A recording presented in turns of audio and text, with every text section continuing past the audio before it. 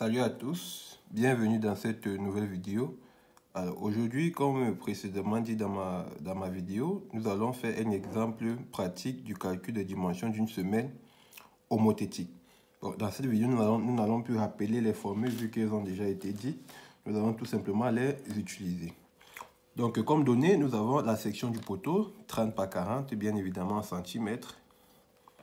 Ensuite, nous avons NG, qui est la charge permanente. NQ, la charge d'exploitation. Puis, nous avons le poids volumique des terres, donc du remblai.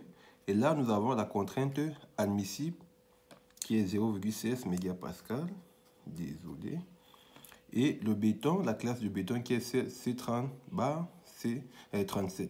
Et là, nous avons la classe d'exposition. Alors, comme je l'avais dit dans ma vidéo précédente concernant la méthodologie, on va commencer par, vu que c'est une semaine homothétique, je vais juste rappeler ici par un petit schéma. Donc pour une semaine homothétique, la plus grande dimension c'est C' et la plus petite dimension c'est B'. Ensuite nous avons notre poteau, là je suis en plan, là qui sera ici C et ici B. Donc nous allons premièrement déterminer le plus grand côté, toujours commencer par déterminer le plus grand côté. Donc on va déterminer C' ici. Donc je vais écrire entre parenthèses plus grand côté. Alors, le plus grand côté, donc dans la vidéo précédente, j'ai dit C' était supérieur ou égal à NED0 sur QD facteur de B sur C, le tout en racine. Alors, NED0 est égal à quoi? NED, c'est tout simplement est égal à 1,35 NG plus 1,5 NQ. Donc, qu'est-ce que ça va nous donner ici? 1,35 multiplié par 850 plus 1,5 multiplié par 680. Alors, qu'est-ce qu'on obtient? Je vais taper. Donc, ça fait 1,35 fois 850 est égal plus 1,5 fois 680. 2167,5. Donc, est égal ici à 2167,5 kN, NED0. Soit, encore, bon, vu que ici, notre contrainte, généralement, elle est donnée en mégapascal. Or, le mégapascal, c'est encore le méganewton par mètre carré. Donc, il est aussi préférable d'utiliser cette valeur donc, en méganewton. Donc, NED0 en méganewton va nous donner 2,167, ou vu qu'on va arrondir, 5 méganewton. Par la suite, on va venir tout simplement remplacer ici. Ceci implique que C' donc, sera supérieur ou égal à quoi? À racine carrée de 2,167,5 sur QD qui est la contrainte admissible 0,76 multiplié par B qui est notre plus petit côté, B qui est donc 0,30 sur 0,40. Donc comme je vous l'ai dit, il faut bien vérifier les unités. Donc ici nous sommes à méganewton, ici nous sommes à méganewton par mètre carré et là nous sommes à mètre carré. Donc nous sommes ici, bon là ça va faire le mètre, donc ils vont se simplifier, donc on va se retrouver directement avec le mètre carré. On va donc faire l'application numérique de ça vite fait. Ça fait divisé par 1000 ici, divisé par 0,76 fois 0,3 sur 0,4, le tout en racine. Ça lui donne donc C' qui donne 1,95. Donc là, on obtient, on a C' qui est supérieur ou égal à 1,95. Donc, nous, on va prendre C' égal à 1,95 mètres. Donc, on a déterminé C'. Qu'est-ce qu'il faut faire maintenant? On doit déterminer B'.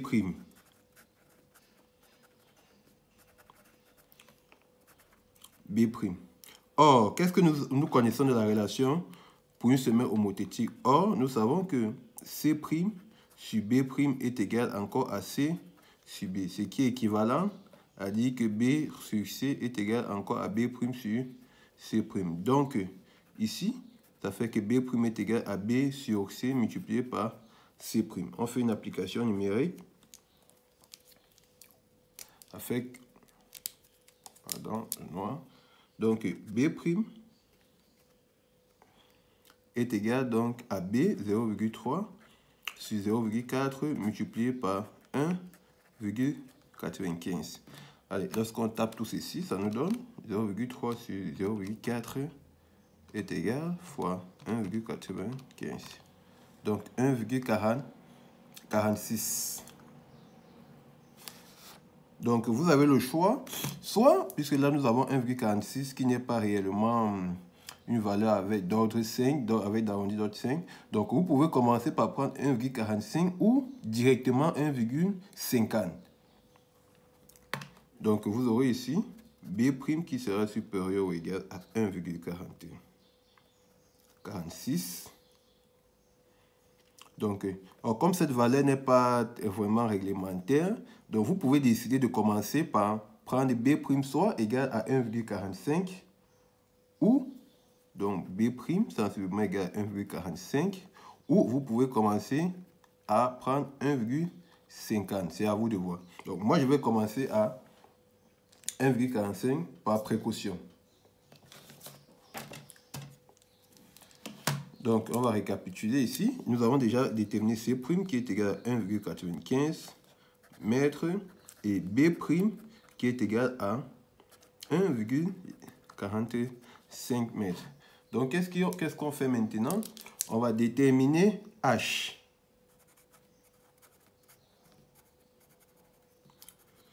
H qui est la hauteur de notre semelle.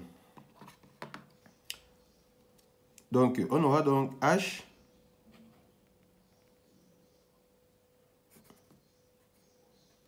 qui est égal au sup de C' moins C sur 4 plus 4 cm et B' moins B sur 4 plus 4 cm. Qu'est-ce que ça va nous donner? Donc, on aura ici H qui sera donc égal au sup de C', ça fait 1,95, moins C, 0,4, le tout sur 4, plus 4 cm, et 1,45, moins 0,3, le tout sur 4, plus 4 cm. Là, c'est fini. Alors,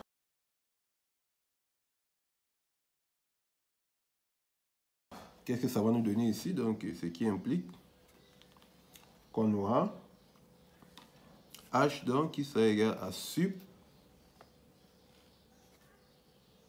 de, ça va faire 1,95 moins 0,4 sur 4 plus 4 centimes. Ça fait 1,95 moins 0,4 divisé par 4 plus 4. Donc ça fait ici 4,38.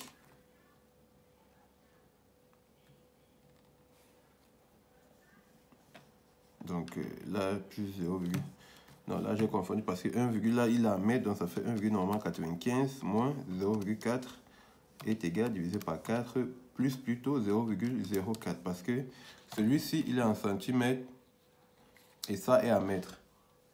Donc ça fait 0,42. Donc 7,5 ici. Et ici nous donne 1,45 moins 0,3 divisé par 4 plus 0,04 qui donne ici 0,32. Donc on va donc prendre ici H donc qui est égal à 0,422. Mais pour des raisons pratiques, on va prendre H sensiblement égal à 0,45 mètres. Alors, finalement, qu'est-ce qu'on a? On a donc C' est égal à 1,95 mètres, B' est égal à 1,45 mètres et H qui est égal à 0,45 mètres. La prochaine étape, comme je vous ai dit, donc, c'était de passer à la vérification. Donc, on va passer donc ici à... On va passer donc là à la vérification. On va passer là à la vérification. Alors, donc on va devoir vérifier, donc d'après ma vidéo précédente, on doit vérifier que NED maintenant sur la section doit être inférieur à QD. Donc ça qui est la contrainte admissible. Et le NED, je l'avais dit, que NED est égal au NED 0 est égal au NED 0 plus 1,35 P0. Or, le P qui représente quoi? Le P0, tout simplement ici, est égal au poids propre de la semelle plus le poids des remblais. Or, le poids propre de la semelle est égal à quoi? Est égal au poids volumique du béton multiplié par C', multiplié par B', multiplié par H. Plus le poids volumique des remblais qui est égal à gamma H, qui est le poids volumique qu'on nous a donné. Donc, ce poids volumique qui est donné ici, 18 kN par mètre cube, multiplié par, on va faire la section. Donc, comme vous avez vu ici, alors là, il est ici en plan. Donc, si je dessine en coupe, donc nous aurons ceci. Donc, voici, c'est ce poids volumique qu'on cherche à calculer. Donc, en plan, vous voyez que ça va faire toute cette section, moins cette petite section multipliée par cette hauteur, moins cette épaisseur de la semelle.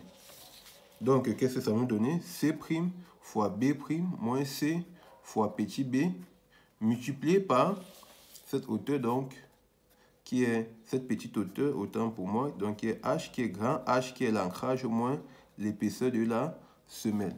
Donc, qui est en réalité...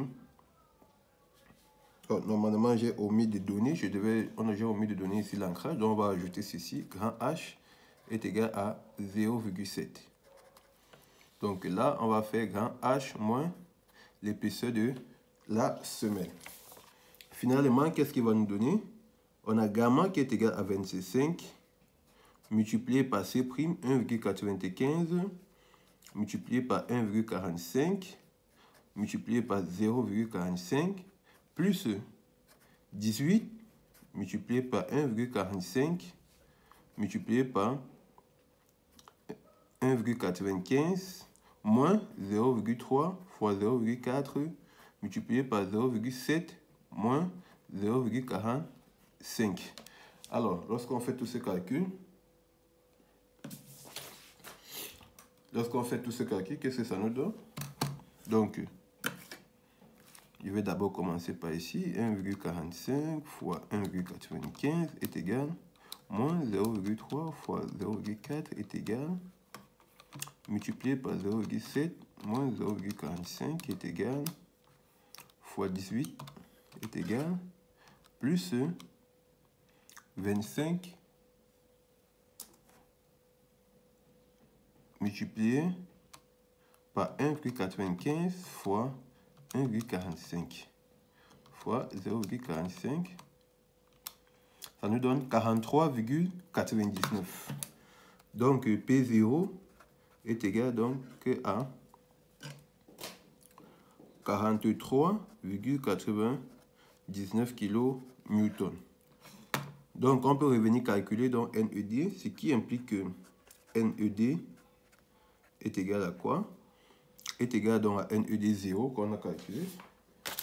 NED 0 qui valait 2100 67,5 plus 1,35 multiplié par 43,99 qui nous donne quoi? Qui nous donne, donc je vais directement multiplier par 1,35 ici, est égal à plus 2167,5.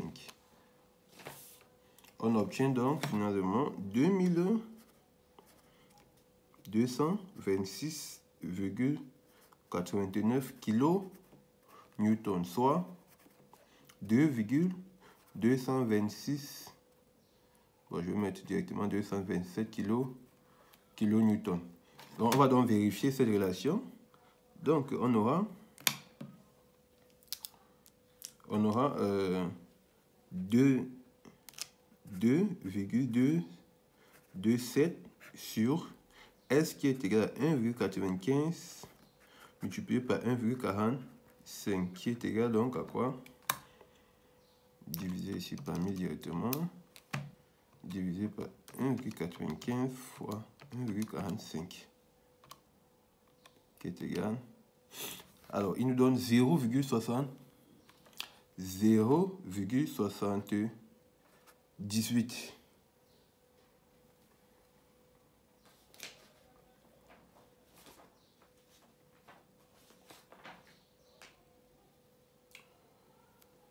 Donc, il nous donne 0,78 qui est supérieur autant pour moi à 0,76 qu'on nous a donné dès le départ. Donc, ce qui n'est pas bon, qu'est-ce qu'on va faire? On va tout simplement mettre ici à reprendre. À reprendre. Donc, c'est pas bon.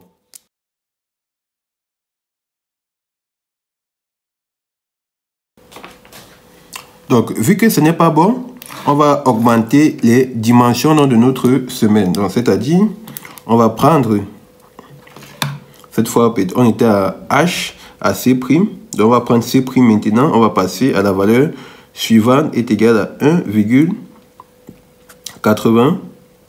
Donc, on était à 1,95. Donc, cette fois, on va prendre C' donc est égal à 2.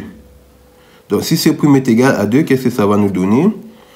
Ça va nous donner que B' est égal à 0,3 sur 0,4 multiplié par 2. Donc 0,3 sur 0,4 est égal multiplié par 2, 1,5. Donc on a B' qui vaut 1,5. Et